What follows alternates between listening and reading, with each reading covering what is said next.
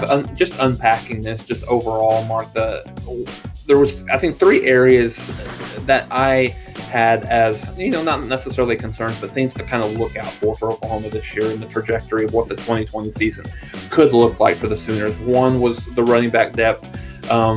Secondarily to that was the offensive line and just how that was able to come together. And then, and lastly, it was a little bit of the secondary replacing a couple of starters that they had last year, just looking at what the depth looks like. So early on in fall practice, I think, to where we're at today, I think to a certain extent, I think two of those questions have been answered. The offensive line seems to be solidifying itself. Riley seems to be very pleased with where they're at. Specifically their front five, their starting five, and then the depth behind that seems to be a little bit more talented than maybe not necessarily what he expected, but certainly coming off of what they were last year. And then the depth in the secondary, I think they've got a lot of good kids that they're 5 or 6 guys that I think that'll play a lot. So when you move to the running back, certainly that is a position specifically from a depth perspective that Oklahoma has just had all kinds of bad luck. When you look at, where they were, as they ended 2020 and coming in 2021, you have Ramondre Stevenson that obviously went to the NFL draft and is playing very well early on with the Patriots. You got Seth McGowan, who is a guy along with Mikey Henderson that was that exited the program because of some off the field stuff. Then you have Marcus Major, as recently as last week. As identified as, a guy that is not going to be with the team based on academic ineligibility. And now another bombshell that kind of hit the program a couple of days ago, yesterday to be specific, was that Trey Bradford had decided to leave the Oklahoma program. So I think your point is well taken, Mark. I think the top two are solid, and I think you could probably put that against, any top two in the country. Right, but I think the fact that Oklahoma has only two scholarship running backs brings about a ton of concern. Specifically going back since 2015. 2015 was the last season that Oklahoma has had their top two running backs play every single game throughout the season. So you have to account for injury. You have to account for we're in a COVID season. Don't necessarily know what those two kids in terms of Eric Gray and Kennedy Brooks from a vaccination perspective, protocol, they could have every opportunity to miss a couple of games because of that. So I think it puts Oklahoma in a really bad situation from a depth perspective. It's almost, and I know it's certainly not DeMarco Murray's fault. I know a lot of this is kind of a bad luck situation, but I think you would be hard pressed to find anyone, specifically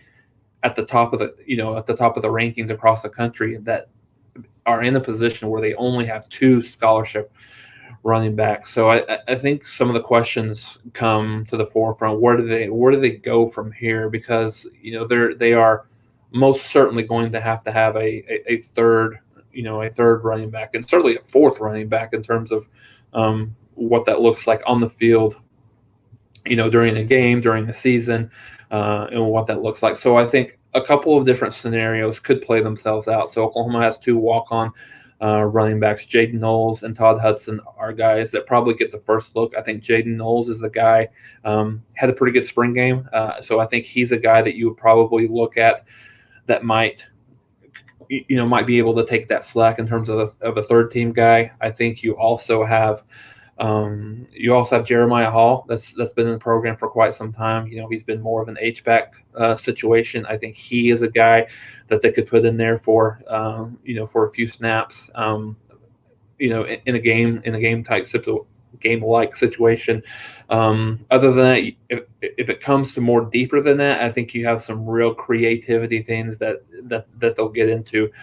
There's a couple of kids, Brian Darby, who's a wide receiver who played running back in high school. That's an option. He will probably not see the field in terms of the wide receiver rotation.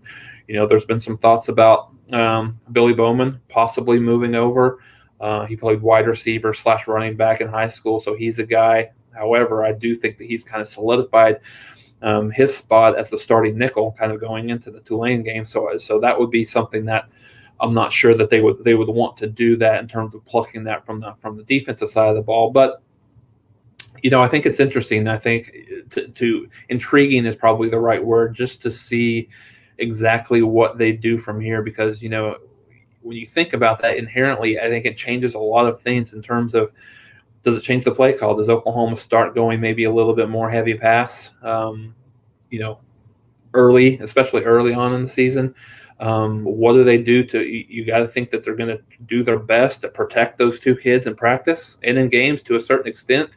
Do you change? Do you change the way you call plays? Do you change the way you play specifically from Brooks and Gray's perspective? So I think there's a lot of kind of intangible things that we don't necessarily look at in terms of, yeah, we got two really great running backs, but you get one or two of them hurt, and you're I think you're in a series of hurt in a hurry, so to speak. And so I think the good news coming out of this, Mark, is that they have they have some early season games here where they can kind of look and see what that feels like and looks like. Is a guy like Jaden Knowles ready, to come in and play and carry, maybe 5 to 10, carry the ball 5 to 10 times a game if it comes to that.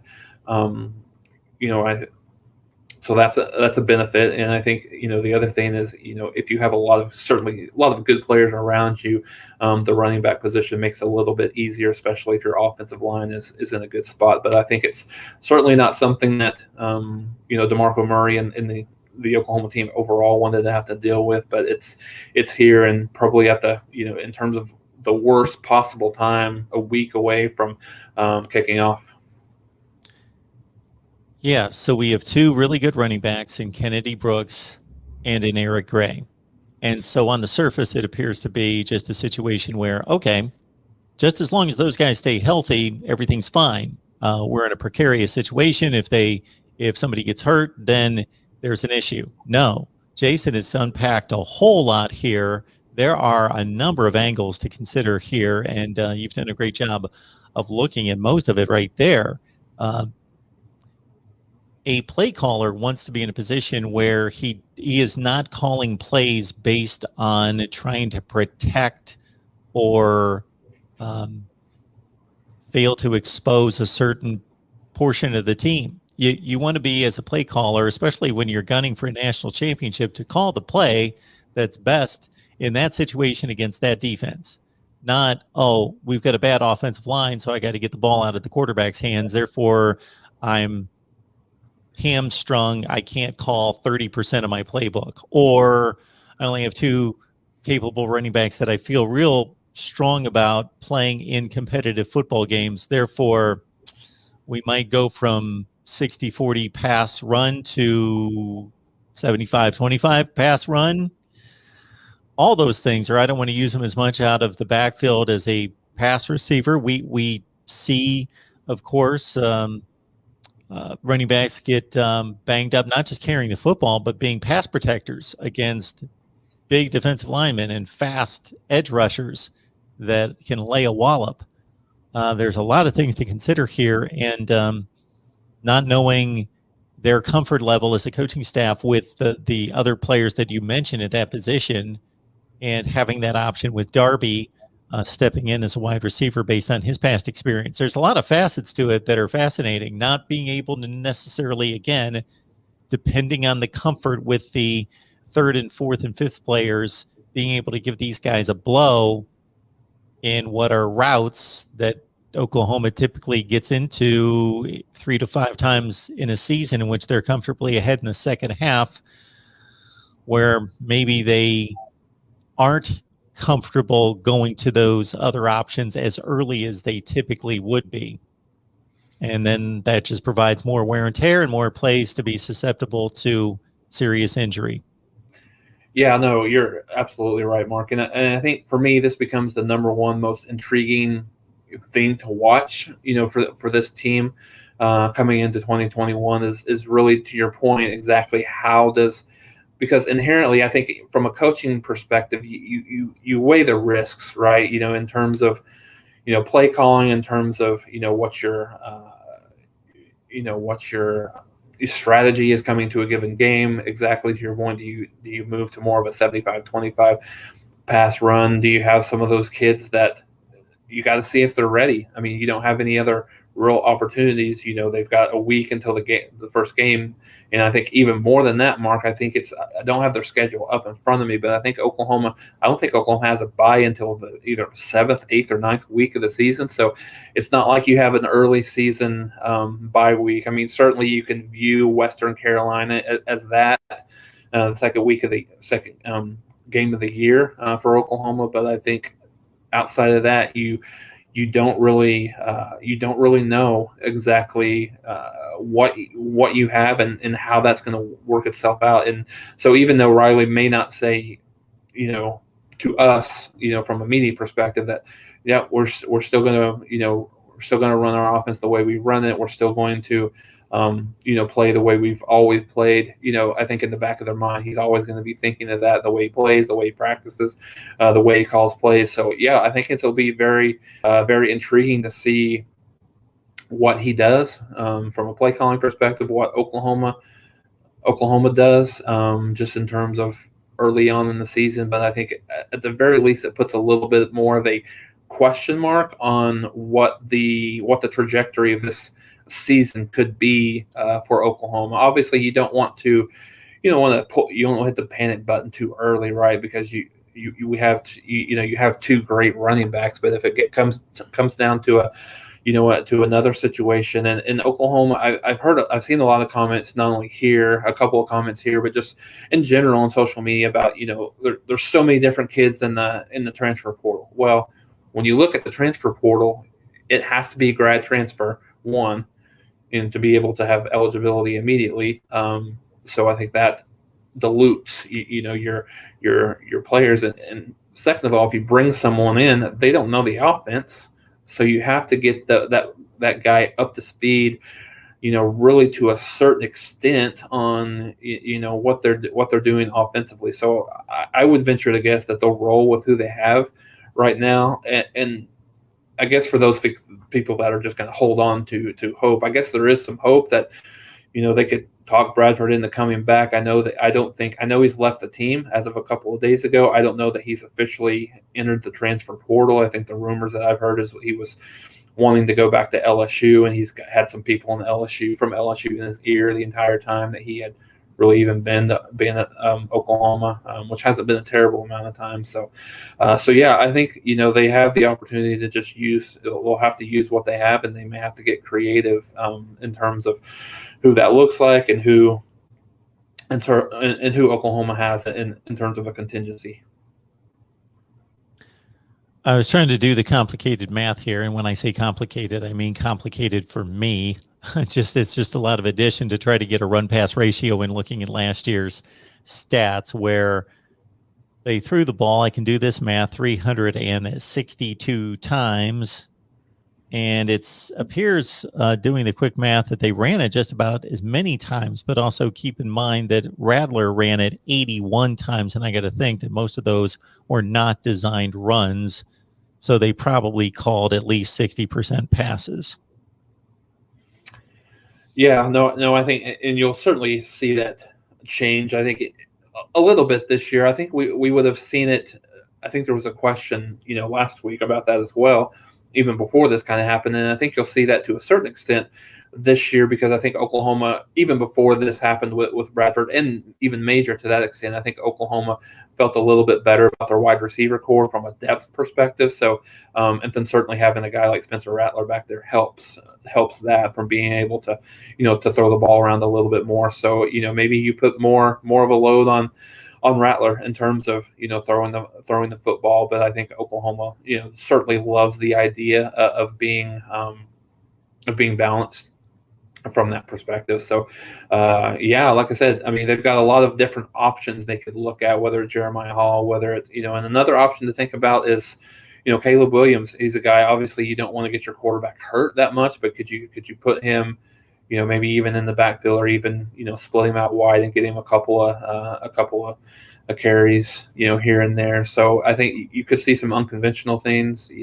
but I think and I just Mark, just kind of thinking of this, I put myself in Riley's shoes a little bit. Like, how do you approach practice, even game? You almost have to feel like almost every play you're holding your breath to a certain extent, knowing, kind of knock on wood here, knowing that any of these kids that you've lost thus far, not a single one of them has been an injury. So it's all been, off the field transfer, academic type of stuff. And you've been lucky and been blessed in the fact that you don't have any injuries that you've had through. But now again, if injuries do come, now you're in a really bad situation. I think sometimes we look at passing and catching the football as a skill set and a lot of other things like blocking and tackling. And while we bring up tackling, we'll bring up breaking tackles as more of an effort thing that, okay, let's keep them safe during practice. Just throw the ball around, a lot of 7-on-7, just go through your drills, no contact, start week 1 against Tulane and let them run on the field. And now they got to start blocking and tackling people with some intent. Well, it's not that easy. It is a skill to tackle somebody. Therefore, I got to, we don't typically think of it this way, but I've got to think that it's a skill to break tackles. And so it requires some level of practice, some amount of practice and reps at full speed or near full speed of hitting the other guy to prepare yourself to hit other guys in the season. And again, not just say, okay, well, we're just going to rest guys and not let them hit each other so we stay healthy. There's a balancing act to it. And I think obviously that coaches have leaned more toward the safety route to keep their teams fresh than they did in years gone by. But still, there is an art to tackling, breaking tackles, blocking, doing physical acts in football that require practice. I mean, you're absolutely right, Mark. I couldn't agree with you more. I think, yeah, it's such a tough balancing act, but you've got to practice football to be ready for football on Saturdays. So, I mean, I think that's, we see that a lot in terms of, there's not as much live tackling in practice and scrimmages that we've probably seen before. And I think that's, at a high level, why maybe the tackling fundamentally speaking hasn't been quite as good, across the country, not necessarily at Oklahoma, but just across the country. So kind of, finishing this up, I think for Tulane, you'll probably see Knowles as your third team, running back. And one of the things that you had on here on the screen a minute ago, Jimmy had mentioned that maybe not necessarily ideal to have a guy like Jeremiah Hall go, because look, you're thin there too at the H-back tight end position. You've got Jeremiah Hall, you've got Braden Willis, and you've got Austin Stogner as your guys. You probably have Jackson Sumlin that they could bring in, as well as another guy that played well in the spring. But yeah, like I said, I think this is going to be the biggest thing that I'll be watching for early on, because granted, you should be able to, against no disrespect to Tulane, but what Oklahoma has from a roster's perspective, you probably would be able to go in there with a couple walk-on running backs and still play fairly well. So, but I think, when it comes to Nebraska and TCU and then West Virginia and Texas coming up, those are guys you have to have another guy that's going to be ready. The case in point that I can think of was just at this point last year. In the first game of the season, Navy played BYU, and the Navy coach, Ken Niumatalolo, had decided, because of COVID concerns, not to have his players hit each other, block tackle during practice. And Navy's not a horrible football team. They're typically going to bowl games and winning 7, 8, 9 ball games a year. They went out there, and I think the final score was 55-3, and it wasn't that close. Right. They looked like they were not interested in tackling, and that has nothing to do with the character or discipline of a Navy football team. Of course, we know that. It's to some degree a skill. You have to practice tackling, and they looked like they had never tackled in their lives. No, absolutely. And that was when you were talking about that, when you said Navy, I instantly remembered that. And just, and I believe that I think they were maybe an 8 or 9 win team in 2019, at least a 7-win team. And then coming into that, they had a lot of. They won 11-2, actually. 11? Okay. I was going to say, I knew that they were on the verge of a double digit win season if they didn't. And coming into that game, I believe it was only a 3 or 4 point spread, maybe a 7 point spread at the most. So, coming into that game to start the year last year, I think that was, I think a lot of us had that one circled on our calendar as an entertaining game that we wanted to see. And yeah, it looked like, they hadn't practiced at all. And there's a risk reward, obviously, that you have, that you have with that. Perfect example off the, I think sports is a very repetitive thing that you have to do over and over to be very good at it. Case in point, I coach high school basketball on the side, and we had a couple of situations where last year we had to sit out a couple of weeks because of COVID protocol stuff, and then we would come back, and a couple of times we played a game a day after just coming back, and we played awful those 2 games or those couple of games when we came back from that. So it's the same principle here. You don't do something for a period of time, and you inherently lose that skill, or that skill is a little bit rusty. So you still, at the very least, you still got to be able to play and practice to a certain extent what you're going to do on Saturdays.